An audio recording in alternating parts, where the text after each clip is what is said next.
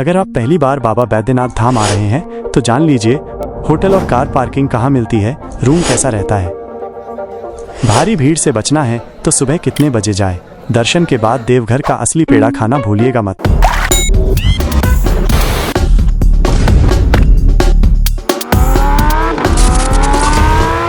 हमने यात्रा शुरू की जमशेदपुर से बाबा धाम के लिए। कुल दूरी लगभग 270 किलोमीटर है और हमें कार से पहुंचने में करीब 8 घंटे लग गए। रास्ता शुरुआत में काफी बढ़िया था। धनबाद और चास तक हाईवे एकदम स्मूथ है, लेकिन इसके बाद का सफर थोड़ा चुनौतीपूर्ण हो जाता है। कई जगहों पर वन वे रोड, गड्ढे और बड़े बड़े स्पीड ब्रेकर मिले। अगर आप भी प्लान कर रहे हैं तो इस रूट पर थोड़ी सावधानी जरूर बरतें। होटल से निकलने के बाद हमारी यात्रा की शुरुआत हुई टोटो से, क्योंकि बाबा धाम मंदिर तक का रास्ता तंग गलियों से होकर जाता है। लेकिन जैसे ही हम चले, रास्ते में एक पंडा ने हमारी टोटो रोक ली और जबरदस्ती खुद को गाइड या पूजा के लिए हायर करने को कहने लगा। सच में बता रहे हैं भाइयों, बाबा धाम में कभी भी जबरदस्ती पंडित मत लेना।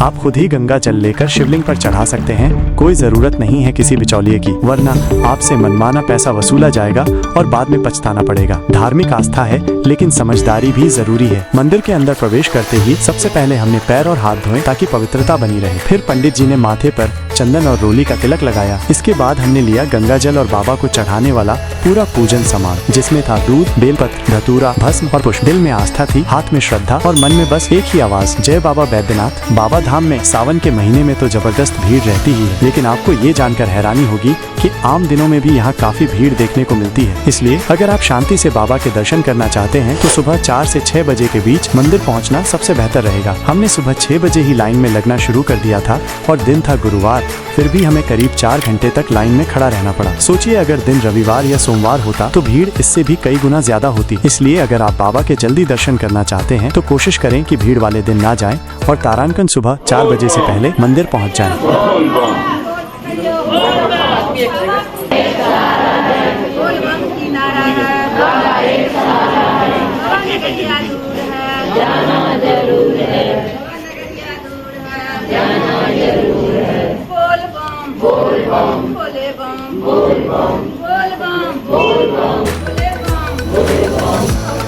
बाबा धाम में VIP पास की सुविधा भी मिलती है, जो आपको 300 रुपए प्रति व्यक्ति में मिलेगा। लेकिन ध्यान रखिए, VIP पास लेने का मतलब ये नहीं कि आपको तुरंत दर्शन मिल जाएंगे। इसमें भी 1 घंटे तक लाइन में खड़ा रहना पड़ता है और आखिर में तो VIP और फ्री दोनों लाइनें मिल जाती है। अंदर जाकर भी भीड़ और धक्का मुक्की का सामना करना पड़ता है और बाबा के शिवलिंग के दर्शन का समय बस 1 से 2 मिनट का ही मिलता है। इसलिए VIP पास से सिर्फ थोड़ा समय बचेगा, लेकिन तारांकन भीड़ से पूरी राहत नहीं मिलेगी। आखिरकार हमें बाबा बैद्यनाथ के शिवलिंग के दर्शन हो ही गए। बाबा पर जल चढ़ाते समय मन में एक ही सवाल था, क्या आप जानते हैं कि ये शिवलिंग बाकी 11 ज्योतिर्लिंगों से अलग क्यों है? इसके पीछे एक पौराणिक कथा है। रावण, जो भगवान शिव का परम भक्त था, वो इस शिवलिंग को लंका ले जाना चाहता था। उसने शिवजी से वरदान प्राप्त कर लिया कि वे उसके साथ चलेंगे, लेकिन शिवजी ने कहा, जहाँ भी मुझे एक बार रख दोगे वहाँ से मैं फिर नहीं उठूंगा।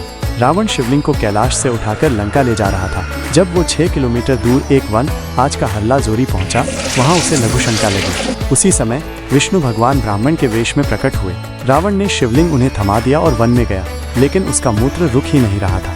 इस दौरान विष्णु भगवान ने वो शिवलिंग लेकर उसे जहाँ सती का हृदय गिरा था, यानी इस धरती पर, वहाँ स्थापित कर दिया। जैसे ही विष्णु भगवान ने शिवलिंग को नीचे रखा, वो वहीं स्थिर हो गया और जमीन में धंस गया। इसलिए आज भी बाबा बैद्यनाथ का शिवलिंग आधा जमीन के अंदर है। उसे बाहर नहीं निकाला जाता, क्योंकि शिव स्वयं वहीं विराजमान है। लौटने पर जब रावण ने शिवलिंग देखा तो वो बहुत क्रोधित हुआ, लेकिन शिवजी ने कहा, रावण, तुमने ही मुझे यहाँ स्थापित किया है, अब मैं यहाँ से नहीं उठूंगा। रावण ने कहा, फिर इस स्थान पर मेरा क्या योगदान माना जाएगा? शिवजी ने उत्तर दिया, इस शिवलिंग को तुम्हारे नाम से ही जाना जाएगा। तभी से इस ज्योतिर्लिंग का नाम पड़ा रावणेश्वर बैद्यनाथ। और सबसे पहले पूजा की थी बेजू नाम के भक्त ने। तब से लेकर आज तक यहाँ शिवजी को बेलपत्र, जल और चंदन से पूरी श्रद्धा से पूजा जाता है। तो दोस्तों, बाबा धाम की ये यात्रा हमारे लिए बहुत खास रही। टावर चौक में होटल्स की भरमार है, लेकिन होटल बुक करते समय पार्किंग की जानकारी पहले जरूर ले लें। रूम के रेट 1200 से लेकर 4000 रुपए तक मिल जाएंगे, जो आपकी सुविधा और बजट पर निर्भर करता है। और हाँ, हमने करीब 20 पेड़ा दुकानों से चक्कर देखा, तब जाकर ये वाला पेड़ा सबसे असली और स्वादिष्ट लगा।